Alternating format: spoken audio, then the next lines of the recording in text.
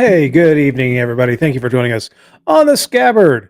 It is game night versus Montreal, and what a heck of a game the Sabres put on for us on Saturday night.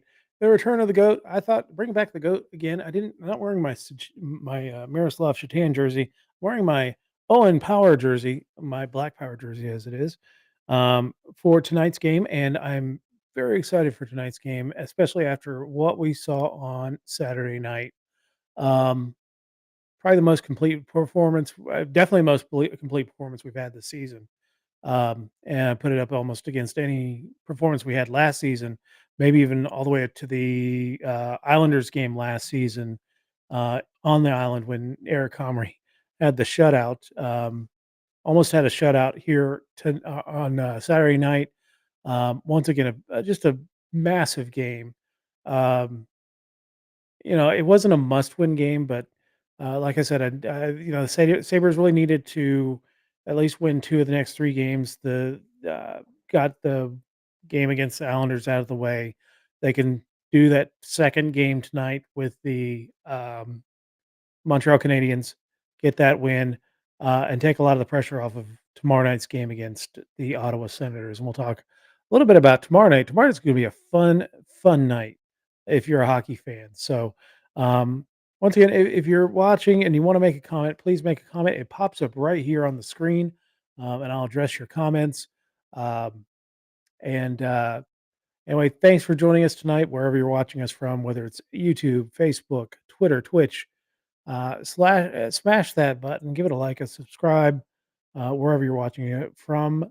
Gives us it helps expand the reach and lets people know what's going on out there. So, um, let's talk about the stat of the night from last Saturday night's game. Hallelujah! Yeah, it's not the first time the Sabres won the face-off battle in a game. They did against uh, did in the first win of the season. Against, God, who did they beat the first game of the season? Never mind, but they blew away the Islanders. Um, they got, 60.9% of the faceoff, so getting the puck off the jump 2/3 of the time, man, look what a difference that makes to a team. The Sabres were dominant in the faceoff circle. It was evident during the game. I didn't think it was 67.9%, but it was evident they were getting their fair share of draws, and we saw how it impacted the game. So the Islanders game, first off, full 60 minutes. That was great. It was great to see the team put in a great effort, full 60 minutes, not go to sleep. Yes, they let in a goal. It was really kind of a fluky bounce here, bounce there, um, goal, and I blame MSG because they brought up the shutout fact like 2 minutes before, the prior commercial break before the goal happened, and, so it's on them that, Eric Comrie finally got scored on by the Islanders. Um, even if Eric doesn't have a great night tonight, we should make him our permanent starter against the Islanders, although that only means he gets one more start the rest of the season, so, um, they gave the Islanders no time and space, and by getting the puck early, um and not chasing the game, you're able to be on the front foot.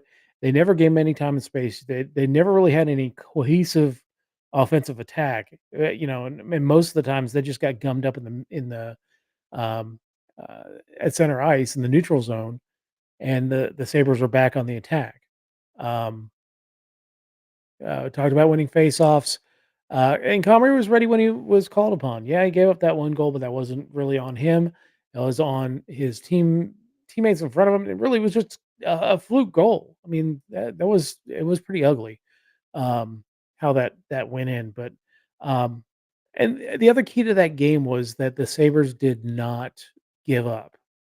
Um, because it took 15 minutes into the second period before they got their first goal. Um, and there have been times in past seasons where if the Sabres got frustrated for a period and a half, their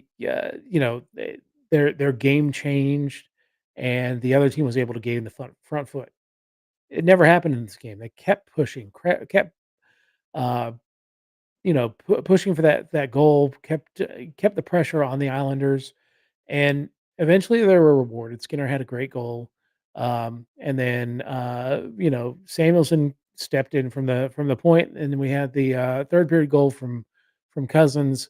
Um, it was all pressure, continuous pressure, never letting up, not getting frustrated. Even when the Islanders tried to push the Sabres, um, they didn't get frustrated. They didn't. Now Alex Tuck responded, and that was a really great fight. But they didn't respond to the attempts, especially by that Clutterbuck Martin line, to try and instigate something and cause the Sabres to take dumb penalties or anything like that. So, um, again, massive game, great game to watch them play as a team. Some will say it was, the return to the black and red. I might be one of them. You can't argue with the numbers. It's 11-1-1 in the last 2 seasons with the red and black on. We'll see how they do tonight. They've got the Montreal Canadiens coming into town. First of 4 meetings between the 2 teams. First 2 meetings are going to be in Buffalo. The last 2 meetings are going to be in Montreal. Um, I've got the dates for that. Yeah, so the October 23rd tonight is the first game of the season series. They'll play December 9th in Buffalo, January 4th in Montreal, and February 21st in Montreal. So those are the 4 games we got to look forward to with the Montreal Canadiens. And let's see. Yeah. The Canadiens come into the season at 2-1-1, sixth in the Atlantic. The Sabres are still eighth in the Atlantic at 2-3. The Canadiens won their last game on Saturday night, 3-2 overtime victory against Washington. Sean Monahan got the OT winner. Cole Caulfield leads the team in scoring with 5 points, 3 goals, 2 assists. Monahan and Nick Suzuki are second and third on the team with 4 points. Um, but it's a very fast, it's a young team, a very fast team. They are dealing with some injuries, and we'll get into that in a moment. Let's take a look at the Canadians lines. Going, these are projected lines. Um, that first line is going to be very hard for the Sabres. They bring a lot of speed, a lot of youth. Cole Caulfield, Nick Suzuki, and Raphael Harvey Prenard. I keep wanting to call him Henry, but it's Harvey Prenard. The second line is Josh Anderson, Alex Newhook, Uri Slavkovsky. So a little bit of youth there, but 2 veteran players in Anderson and Newhook. Tanner Pearson, Sean Monahan, and Brendan Gallagher are on the third line. I never thought I would see Brendan Gallagher as a third line player, but he came in with so much hype and just never really hit that extra gear that from his junior days to his senior days. Been a serviceable player, but not the top flight talent that was predicted. But Pearson, Monahan, and Gallagher on the third line. Jesse Ulonen, Jake Evans, and Michael Pizzetta on the third line. Jake Evans got some goal scoring abilities.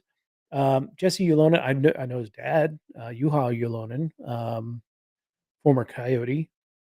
It's sad when you start recognizing players, the sons of players that played when you were younger. So, but yeah, Jesse Ulonen, haven't got too much of a read on him or Pizzetta, kind of that role fourth line player. But Jake Evans got some goal scoring abilities, so not totally absent on the fourth line.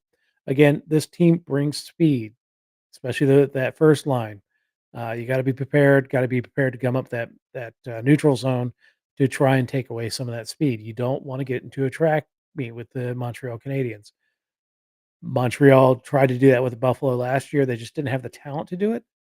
Um, I believe Buffalo did win the season series with that, although Montreal did take some points off the Sabres last year. So the defensive pairings for the Habs are Michael Matheson, David Savard. Um, I'm sure the Canadians love having a Savard on the blue line. Jordan Harris, Jonathan Kovacevic, Arbor Shakai, and Justin Barron. Shakai is an interesting case. I mean, he was kind of one of these. I think he was like one of the Canadian college players. Um, went out for a tryout, got into the Canadian system, has made a little niche for himself there on the 3rd defensive pairing. Tough guy, not afraid to scrap. But, yeah, it's really cool to see, did the Canadian junior route, didn't get drafted, went to Canadian college, and then does the tryout and gets in with the Montreal system. So to play for one of the most storied franchises in hockey history, actually the most storied franchise in hockey history, good on him. The goaltenders tonight starting is going to be Jake Allen for the Canadians. Samuel Montembeault will be backing him up, and I think Jake's gotten most of the starts this year, or they may have split. But Jake Allen has been kind of a I mean, I think on a good team he'd be good, and on a bad team he's not great. He's not the guy that's going to steal you games. Although me saying that, uh, he'll probably steal the game tonight. So, like I said, the Habs are dealing with a lot of injuries. Kirby Doc injured in the first game of the season. He was checked into the boards. Injured his right knee, ACL, MCL surgery, out for the whole season. Caden Gooley is day to day and out for tonight, and per Renault Lavoie, Primo, and Christian Dvorak are not with the team tonight. Christian Dvorak has a um, upper body injury and is day to day as well. Those are the injuries for the Habs. A tough deal with Kirby Doc, good young player. He's, kind of one of those guys that got pilfered off of the Blackhawks when they just went nuts and decided to, uh, give away everything last season to tank. And, yeah, you got Connor Bedard, but now they got to rebuild the entire team. So, um, Kirby Doc brought in on a steal and, but out for this season. All right. Sabres forward lines tonight. No changes. Why would you change anything from Saturday night? Unless there was an injury, you don't change anything. Greenway, Thompson, Cousins looked good. Skinner, Mildestat, and Tuck looked good. Paterka, Jost, Olafson looked good. I mean, he didn't score, but I thought he looked really good. Looked like he was ready to fight for his position. And then Gergensons, Krebs, and Okposo, solid as a fourth line as you're going to get. Um, all 4 lines did really well on Saturday night. So glad they're not making any changes. Same with the defensive pairings, which have been the same all 5 previous games. So into the 6th game this season, Samuelson, Darlene, Power, Yoki Haru, and Johnson and Clifton. So those are our defensive pairings tonight. Eric Comrie once again gets the net. Absolutely deserved after his performance against the Islanders. Ukko-Pekka Luukkonen will be the backup. There is talk that with Devin Levi having a minor tweak, um, and it's nagging that Luukkonen will likely get the start tomorrow against the Senators. That'll be an interesting start for him. He didn't have a great preseason, so it'll be key for Ukko-Pekka Luukkonen to play well tomorrow night. Because if he does not play well, then I think Comrie is the backup, and if Comrie continues to play well, you get some kind of luxury. You could make the case that Ukko-Pekka Luukkonen stays up and stays the backup, and then you send Devin Levi down to Rochester for um, more seasoning. Because I really have liked some aspects of Levi's game this year, but there are some aspects of Levi's game I think do need some seasoning. Um, but if Luukkonen craps the bed tomorrow night, and you gotta say that the tandem going forward has gotta be Comrie and Levi. I'm not really advocating for Levi to go down at this point. I'm just saying that if Comrie does well and Luukkonen does relatively well, it does give you that extra freedom because Levi can go down. Um, and I don't think Levi's done a ton to say, "This is my net forever and ever. Amen." So, Sabre scratches tonight. We've got Zach Benson still day to day with injury. They said it's nagging. I think he could go if he wanted to, but again, you're not going to make a change off of what happened on Saturday night. So he gets another night in the press box along with David Levi, as we talked. And then Jacob Bryson still healthy scratch uh, with no changes to the defensive lineup. It's I'll be curious as to see when we see Bryson in the lineup if we do, or if they bring somebody up from Rochester if there is an injury because they're in game shape. But tonight's odds from DraftKings. Buffalo is negative 1.5 goals. So you got to, Buffalo has to win by two for you to win if you bet Buffalo. And the over under is 6.5. So if you're betting the over, you want 7 goals tonight between the two teams. And if you're betting the under, you want 6 goals. So, um, but yeah, Buffalo favored, but you got to give away a goal and a half to bet the Sabres.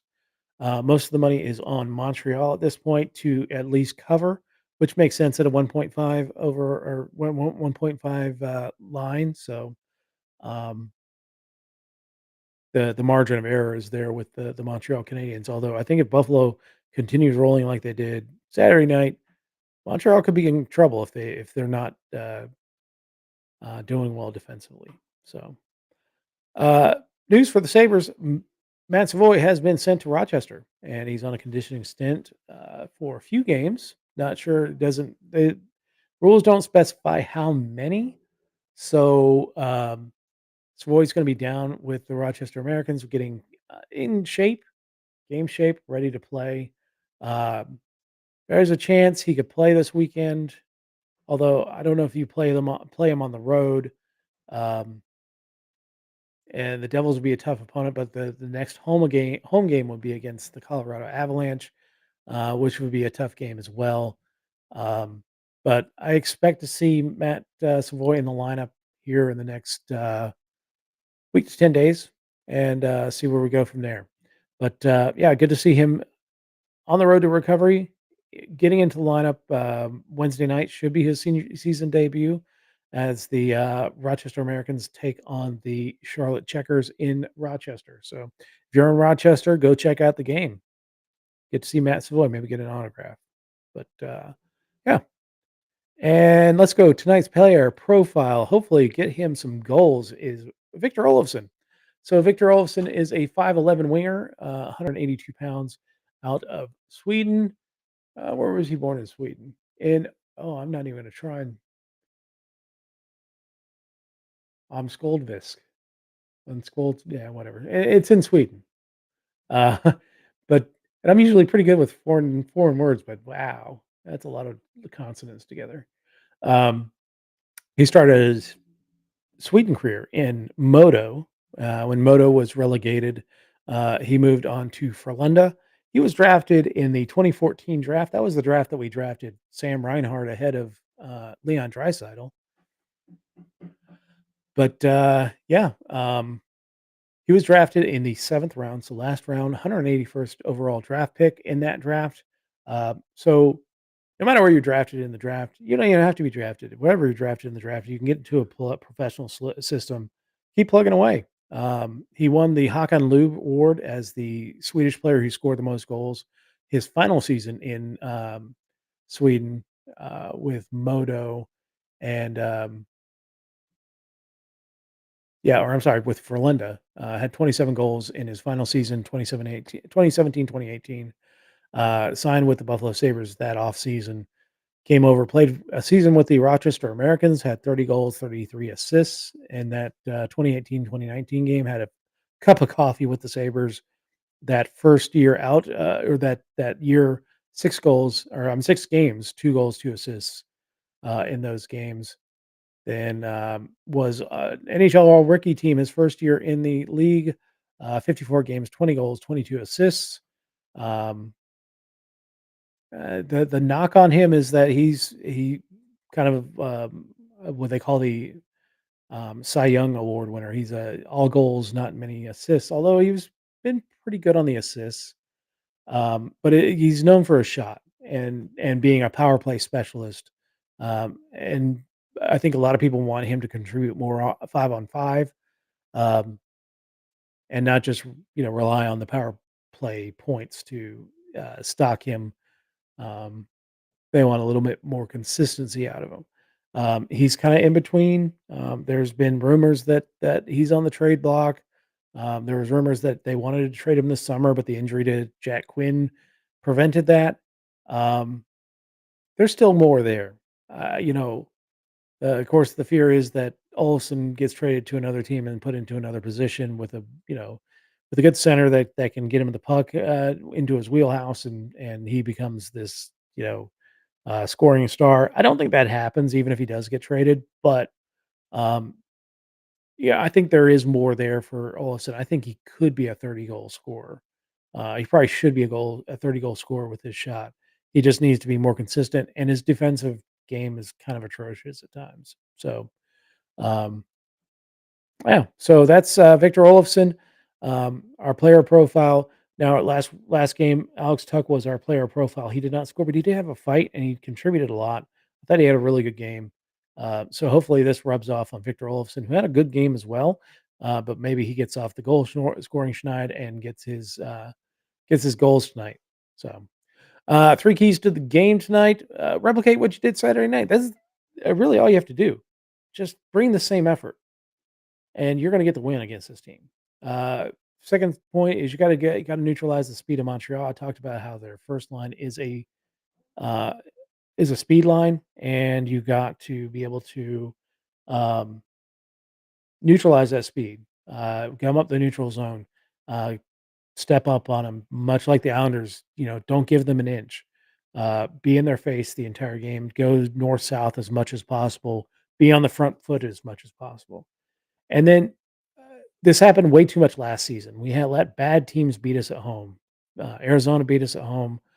Columbus beat us at home. I think Montreal did beat us at home as well. And Philadelphia just beat us up all over the place. So um, take care of business at home against. Let's be honest, the Canadians are probably a couple seasons away from being a fully competitive team. They got good pieces and parts there, but I still think that they're a couple of seasons away from they should be down towards the bottom of the Atlantic Division by the end of the season. Um, so you've got to take care of business at home against those teams that you should beat. Final thing on this date in October 23rd, 1992, Dominic Hasek relieved Darren Pupa to start the third period versus the San Jose Sharks, and he earned his first of 234 victories as a Buffalo Sabre. So, it's a good night when you think about it. That was the start of something awesome, and a good run. Wish we could have gotten a cup for Hasek here in Buffalo. He did eventually get one with a couple with Detroit. So, but yeah, good on Hasek, and a good night for us to remember.